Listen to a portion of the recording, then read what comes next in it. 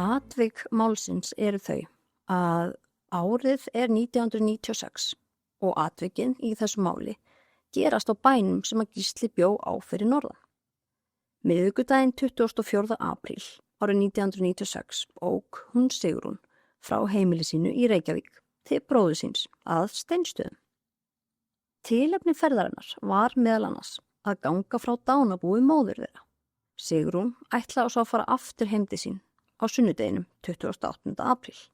Það næsta sem við vitum er að laugardaginn 27. apríl klukkan 8 að kvöldi til fær vakthafandi heilsugæslulæknir á Akureyri símtal frá Gísla sem að tilkynnir lækninum að Sigrún sé látin. Þú varst að hlusta á True Crime Ísland, eina alvöru íslenska True Crime hlaðvarpið þar sem við fjöllum nýleg íslensk sakamál.